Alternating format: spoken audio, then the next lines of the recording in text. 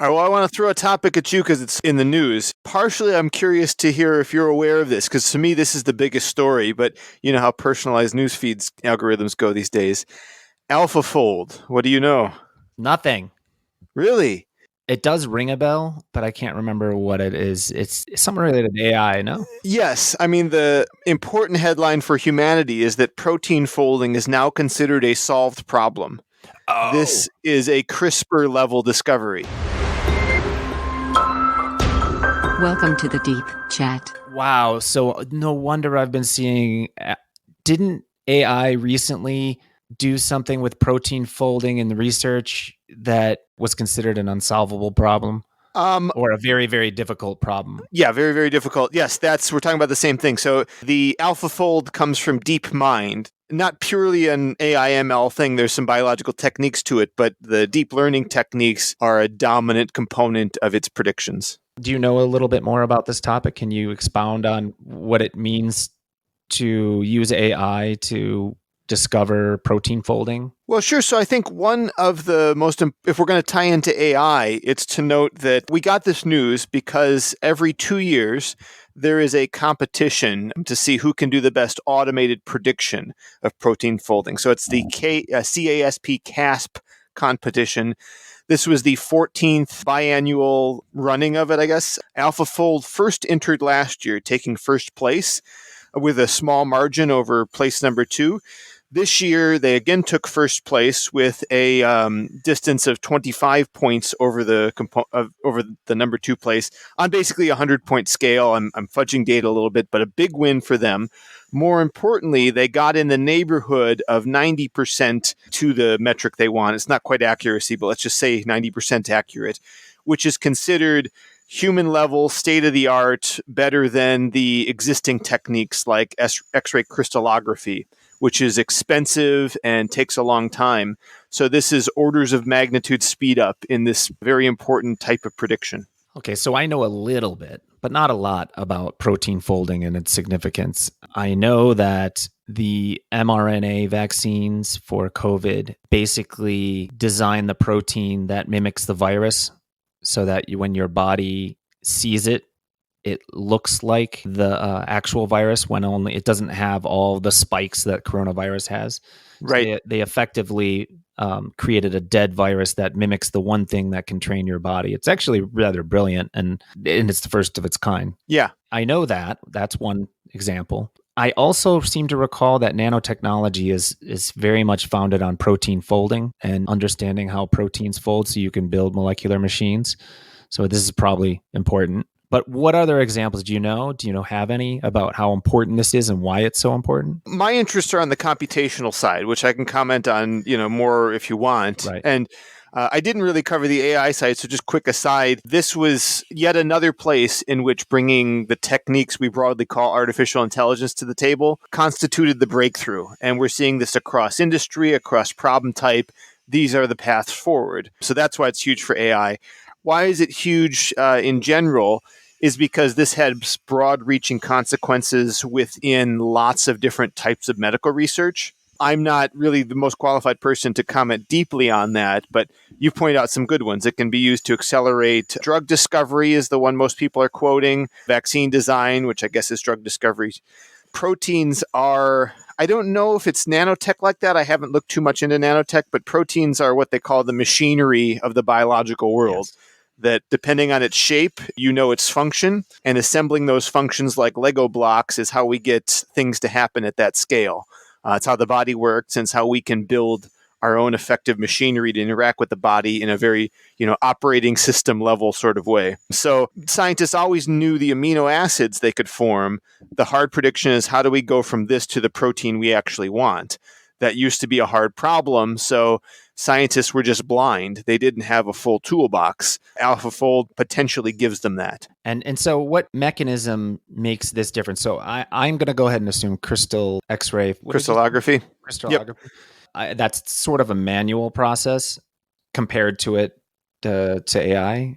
I don't know if I'd label it that way. I mean, certainly it is. If you look into that or the other techniques by which we can experimentally know the shape of a protein, there's some expensive piece of equipment that a highly trained person operates in a laboratory. And so in some sense, none of that's automated. But if that were the important industrial process, I'm sure a factory could be built to do that quickly, right? That $200,000 cost that it takes to do this today could come down just like anything. Right. The difference is that's all through experimentation. AlphaFold does it just through compute. It was trained on existing structures it knew and a lot of examples and its ability to do MCMC type searches. And it's now able to predict these things without that expensive, time-consuming experiment. So it's a prediction, right? It's not working in the real world since it's AI. So it is doing it has some inputs and it arrives at some answer. Like this is the resultant protein. I wonder. The input is a sequence of amino acids, and there's a little bit more. There's some feature engineering that goes on, but basically, here's a sequence of amino acids, which you can write out as letters, and it outputs some sort of 3D shape file or something like that you can actually render. So if you look this up online, you'll see these great images where there's a blue and a green shape, and they're almost so overlapping, it's hard to see that they're both there. One is the ground truth, the other is the prediction. So it would be like if I laid out all of the pieces of an IKEA furniture in your front yard, but I didn't give you the instruction booklet, and you could glance at the furniture and say, that's a dresser or that's a bed. Got it. But instead of an IKEA piece of furniture, imagine it's a complicated piece of farm equipment. Right. And so the AI, you have the ground truth and it matched the ground truth in a lot of these cases. Right, with the amino acids. So what Precisely. that tells you is that given a string of amino acids, you can generate the protein, how it folds. And then in that case, you can start to look at how that might interact with human biology or the world around it. That's my guess. Is so then extrapolating that forward is the more accurate you can get and the quicker you can arrive at a particular protein fold, the quicker you can do your experiments. And like you said, speed up drug development or vaccine development, et cetera. We can now manufacture proteins and protein structures with a lot more ease. So you would CRISPR would come in the amino acid area because that's the genetic side, right? CRISPR I related to only in terms of how important a breakthrough both of these things are. It ends there. AI played no role in CRISPR. CRISPR they found in bacteria, I believe, and then just extracted a gene that's able to manipulate these things. So I guess the one way they would tie together is you might use CRISPR to insert a new sequence that was built out of a protein nanobot machine kind of a thing. I'm fascinated by nanotechnology. I actually read Eric Drexler, the guy who coined the term. I read his first book when I was a freshman in high school because I was fascinated by where it was going to take us because he had a very futuristic take on where nanotechnology would end up.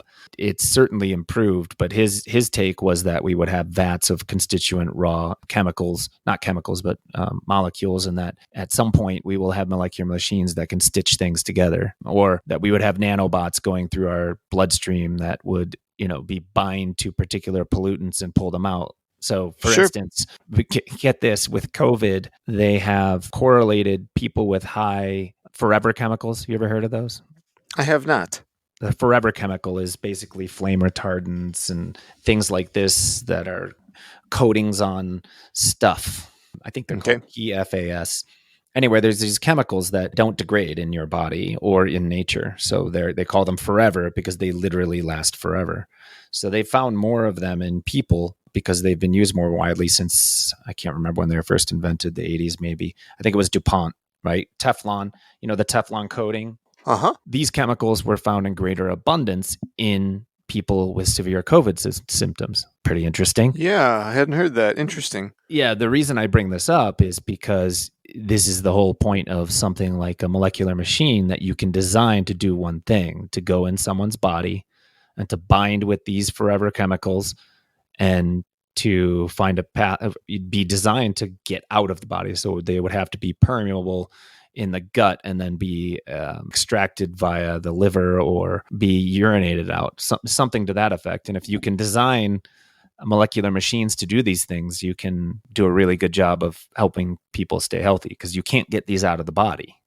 That's the problem. I mean, it all sounds really good in principle, but by the same logic, I could maybe argue that golf courses should be tending towards, instead of having 5 or 6 lawnmowers, they should have millions of lawnmowers that all go out and cut one piece of grass per second. Scientifically, in principle, that might work, but it just sounds less efficient.